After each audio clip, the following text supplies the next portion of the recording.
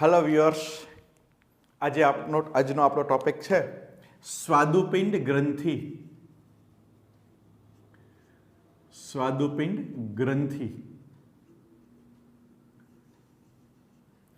સ્વાદુપિંડ ગ્રંથિ વિશે આપણે આગળ પણ માહિતી મેળવી હતી. ક્યાં? તો કે અંતઃસ્ત્રાવવાળા ચેપ્ટરની અંદર રાસાયણિક સંકલન અને સહનિયમન, એમાં વિવિધ અંતઃસ્ત્રાવ ગ્રંથિ વિશે આપણે માહિતી મેળવી હતી. એમાં આપણે સ્વાદુપિંડ ગ્રંથિ વિશે માહિતી મેળવેલી. આ ચેપ્ટરમાં પણ આપણે સ્વાદુપિંડ ગ્રંથિ ભણીએ. શું કામ? તો કે સ્વાદુપિંડ ગ્રંથિ છે એ બેવડી ગ્રંથિ છે. બેવડી ગ્રંથિ. શું કામ બેવડી ગ્રંથિ? તો કે અંતઃસ્ત્રાવી ગ્રંથિ પણ છે અને બહિર્સ્ત્રાવી ગ્રંથિ પણ છે. અંતઃસ્ત્રાવી ગ્રંથિ પણ છે અને બહિર્સ્ત્રાવી ગ્રંથિ પણ છે. શું? સ્વાદુપિંડમાંથી આપણે જોયું તો કે ઇન્સ્યુલિન, ગ્લુકેગોન જેવા અંતઃસ્ત્રાવો મુક્ત થાય, આથી એને અંતઃસ્ત્રાવી ગ્રંથિ કહેવાય. અને તમામ અંતઃસ્ત્રાવી ગ્રંથિ છે એને નલિકા વિહીન ગ્રંથિ કહેવાય. નલિકા વિહીન ગ્રંથિ. શું કામ નલિકા વિહીન ગ્રંથિ કહેવાય? તો કે અંતઃસ્ત્રાવોના વહન માટે કોઈ નલિકા હોતી નથી. અંતઃસ્ત્રાવનું વહન રુધિર દ્વારા થાય. કોઈ અંતઃસ્ત્રાવ વાહિની ના હોય, ઇન્સ્યુલિન વાહિની, ગ્લુકેગોન વાહિની એવું કંઈ હોતું નથી. તો તમામ અંતઃસ્ત્રાવી ગ્રંથિને શું કહેવાય? નલિકા વિહીન ગ્રંથિ. સ્વાદુપિંડને બહિર્સ્ત્રાવી ગ્રંથિ કહેવાય. શું કામે? તો કે સ્વાદુપિંડમાંથી પાચક રસ એટલે કે સ્વાદુ રસ બને અને સ્વાદુપિંડમાંથી ઉત્પન્ન થઈ અને પક્વાશયમાં ઠલવાય એટલે કે પાચન માર્ગમાં ઠલવાય. સ્વાદુપિંડમાંથી બહાર નીકળે અને પક્વાશયમાં ઠલવાય, આથી એને બહિર્સ્ત્રાવી ગ્રંથિ કહેવાય. અને એના માટે સ્વાદુ રસ વાહિની એટલે કે નલિકા હોય. આથી આ પાચક ગ્રંથિ છે અને એને નલિકામય ગ્રંથિ કહેવાય. નલિકામય ગ્રંથિ. આમ સ્વાદુપિંડ છે એ ડબલ રોલમાં કાર્ય કરે. અંતઃસ્ત્રાવી ગ્રંથિ પણ કહેવાય, બહિર્સ્ત્રાવી ગ્રંથિ પણ કહેવાય, નલિકા વિહીન પણ કહેવાય ને નલિકામય ગ્રંથિ પણ કહેવાય. બે ગ્રંથિ કહી શકાય આપણે. સ્વાદુપિંડનું અંતઃસ્ત્રાવી કાર્ય આપણે આમ તો આ ચેપ્ટરમાં ન આવે, અંતઃસ્ત્રાવી તંત્રમાં આવે, છતાં એ રિવાઇઝ કહી દઉં. એમાં 3 કોષો હોય: આલ્ફા કોષો, બીટા કોષો અને ડેલ્ટા કોષો. સ્વાદુપિંડની અંદર લેંગરાંશના કોષપુંજ આવેલા હોય. શું આવેલો હોય? લેંગરાંશના કોષપુંજ.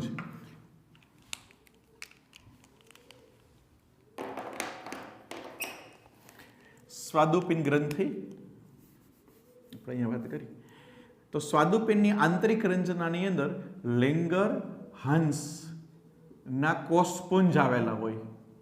લેંગરહાંસના કોષોનો સમૂહ, કોષપુંજ એટલે કે કોષોનો સમૂહ આવેલા હોય. આ લેંગરહાંસના કોષપુંજની અંદર 3 પ્રકારના કોષો હોય: આલ્ફા કોષો, બીટા કોષો અને ડેલ્ટા કોષો. 1, 2 અને 3 પ્રકારના કોષો.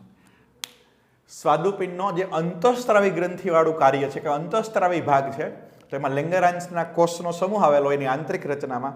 એમાં આલ્ફા કોષો છે એ ગ્લુકેગોનનો સ્ત્રાવ કરે. આલ્ફા કોષો શેનો સ્ત્રાવ કરશે? ગ્લુકેગોન નામના અંતઃસ્ત્રાવ ઉત્પન્ન કરે. બીટા કોષોમાંથી ઇન્સ્યુલિન ઉત્પન્ન થાય, ઇન્સ્યુલિન નામનો અંતઃસ્ત્રાવ. જ્યારે આમાંથી સોમેટોસ્ટેટિનનો સ્ત્રાવ થાય. સોમેટોસ્ટેટિન. Subscribe to my channel આ 3 and અંતઃસ્ત્રાવ. also press this bell icon. ગ્લુકેગોન શું કરશે કે રુધિરમાં ગ્લુકોઝનું પ્રમાણ વધારે. રુધિરમાં ગ્લુકોઝનું પ્રમાણ વધારે.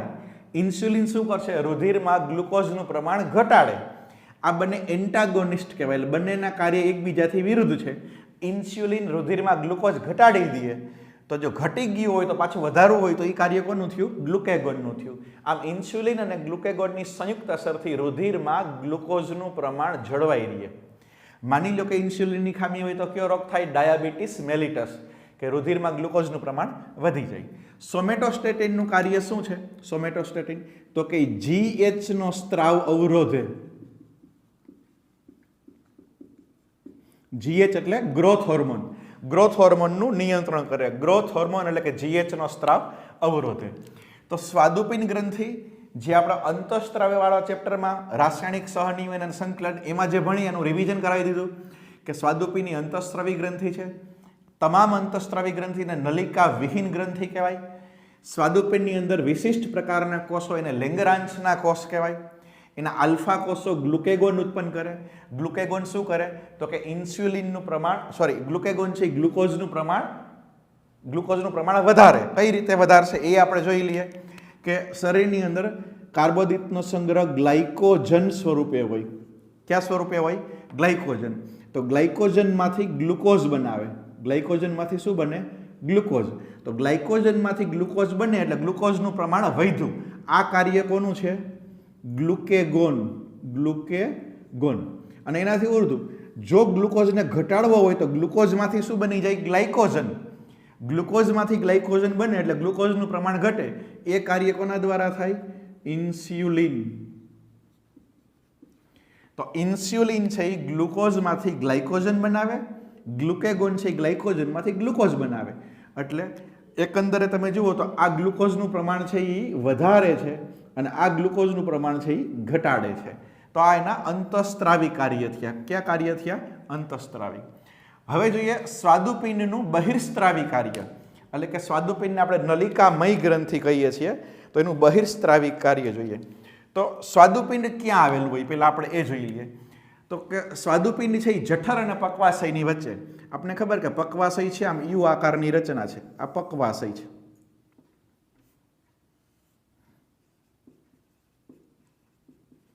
બરાબર. અહીંયા જઠર આવેલું હોય, ની જઠર અંતિમ ભાગ હોય એને શું કહેવાય? ની જઠર.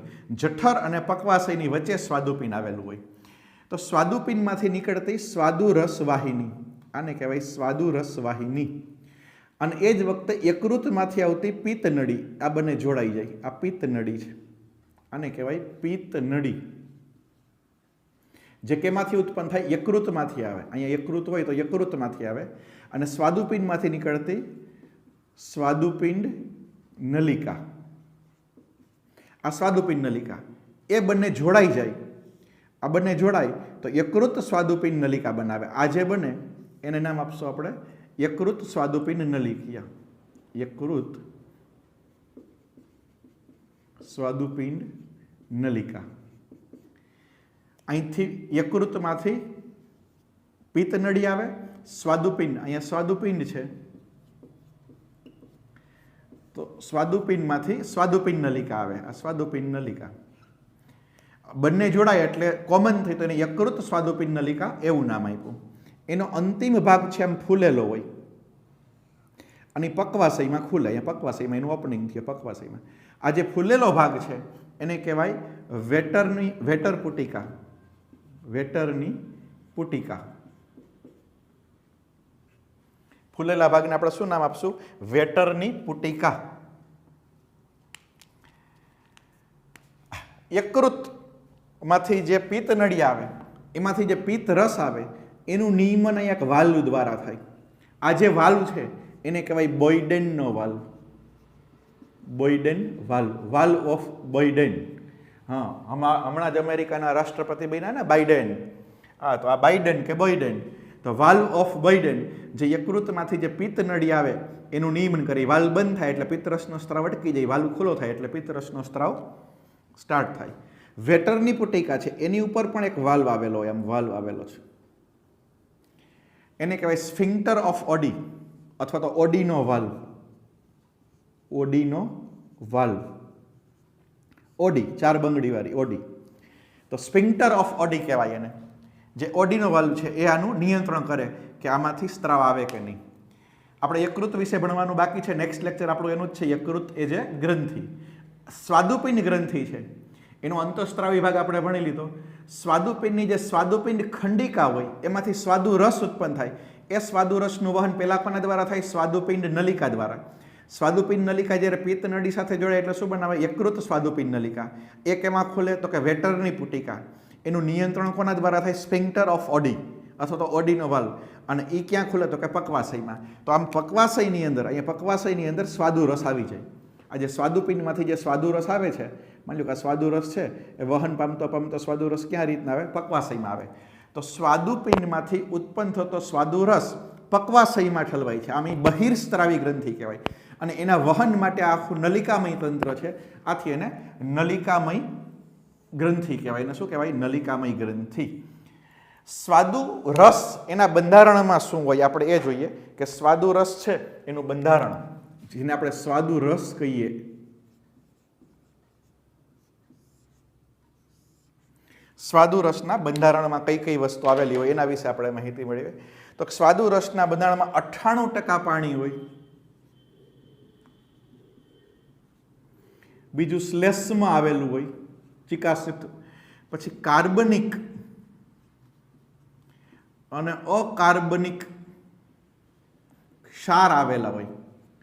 પાણી, શ્લેષ્મ, કાર્બનિક અને અકાર્બનિક ક્ષાર.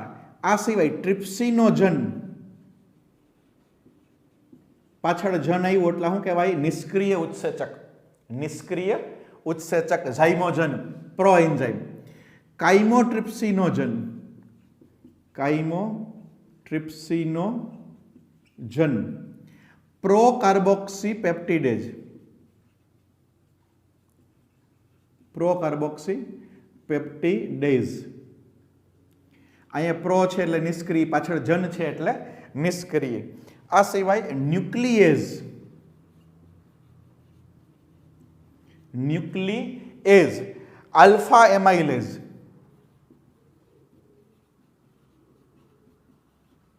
લાઇપેઝ અથવા તો એને કહેવાય સ્ટીએપ્સિન, સ્ટીએપ્સિન, અને આને કહેવાય એમાઇલોપ્સિન.